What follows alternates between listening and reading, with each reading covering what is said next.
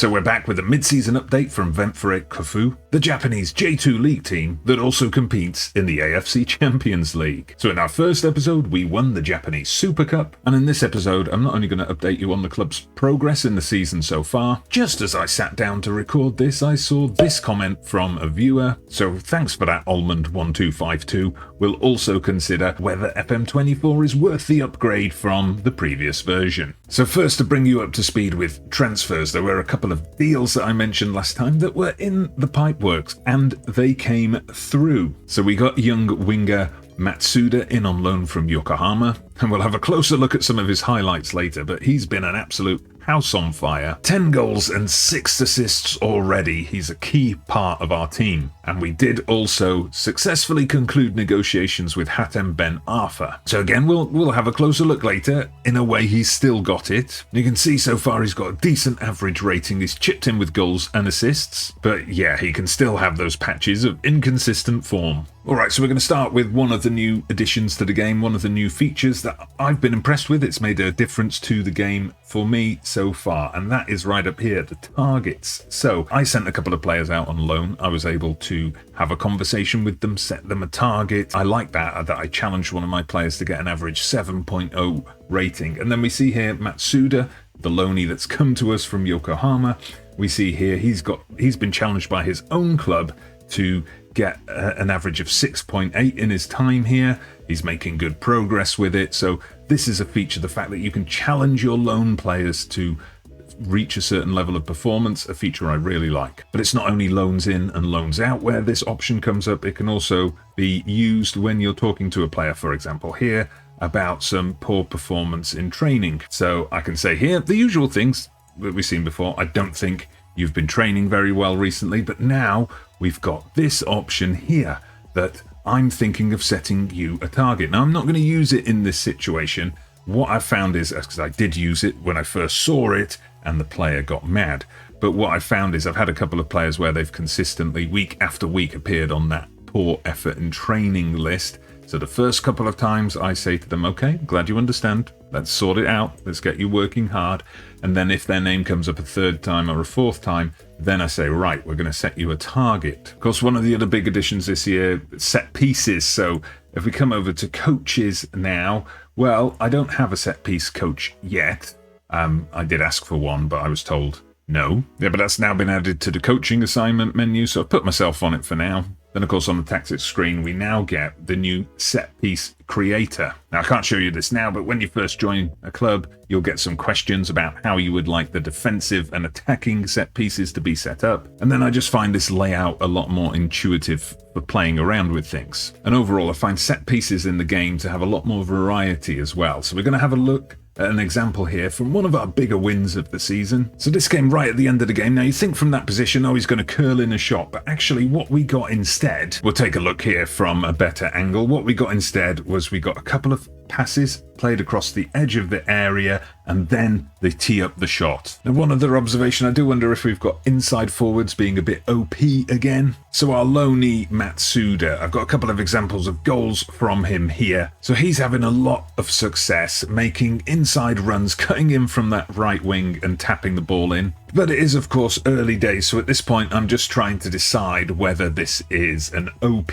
situation or is it just Matsuda is really good and playing in the J2 league, it's the perfect level for him and he's just able to get into those positions. Now, as you can see here in terms of the story of our season, apart from a little blip in March with a couple of defeats there, we've been in absolutely fantastic form. I do sometimes wonder when it comes to the beta, is sometimes the beta a little bit easier than the actual full release? Obviously, there's a lot of game balancing that goes on and there'll be a big patch that comes out with the full release that might address some of those issues, but I'd be interested to know what you think. Do you think the early access is generally easier than the actual full release itself? But anyway, let's have a look at our form in the league. So as you can see right now, we are sat second in the league with just 2 points off top spot. That's our next game. We're hosting the league leaders at home. If you're wondering about the Asian Champions League, well, as you see here, because we are the Japanese Cup winners, we get straight into the group stage. We don't have to bother with any of the qualifying rounds, so we're not going to enter the competition until late September. As you can see, I'm only up to mid-May, so that's why we've come back for this match now. So yeah, in terms of the whole build to the match, the team selection, the team talks and all of that, it's the same as it's been in previous years. There aren't any new options here. One thing I do notice though, I do feel like the stadiums are a bit different this year. There seems to be a bit more variety in what the stadiums look like. I don't know if anyone else has felt the same. But anyway, let's kick off our match here against Chiba, the league leaders. A win here will take us top, which will be huge. I think our media prediction was mid-table for this season. The board expectation was mid-table as well.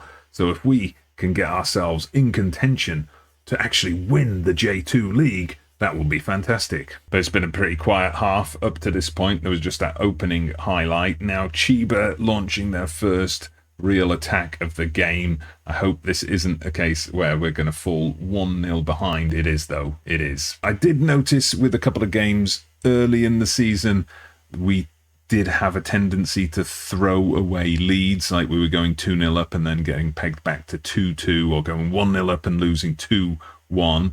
That's obviously not the case today, or thankfully that's been disallowed. But yeah, there were definitely a few games where we were getting caught out by the AI. Ooh, that was a good effort. And I did at that point think, is the game a bit tougher this year? But then it just turned out once the team got used to my tactic a little bit, then it was much better. Oh, this was one thing I forgot to show you. I was lucky enough to find in my under-18s this guy, Tetsuya Huchi, who is only 16, but you see that potential is high, and he's wanted now by a couple of J1 league clubs. All right, so let's bring him on.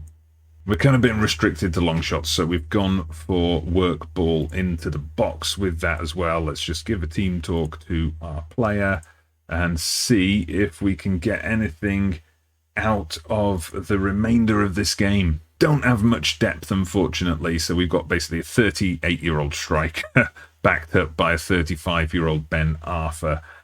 So, you know, the fact that we don't have backup for either of those two doesn't say much about our depth. But all right, we'll take Utaka off. He's only on a 6.5, so he's not having a great day at all. But yeah, you can see here the difference in quality between him and my backup striker. And we'll bring on Takatomi as well. He's produced for us in a couple of games so far this season. We're only 1-0 down. Can we somehow get something from this? I think I'm going to have to quickly make some changes as well. We'll go attacking for the final few minutes. All right, let's see if that makes any difference. And it doesn't. Nothing more frustrating than when you spend a few minutes playing with things, chasing that goal in the final 10 minutes, and then it just goes through, no highlights right to the end of the match. Right, so we've blown our chance to go top. We're still clear in second, but we're now 5 points behind Chiba.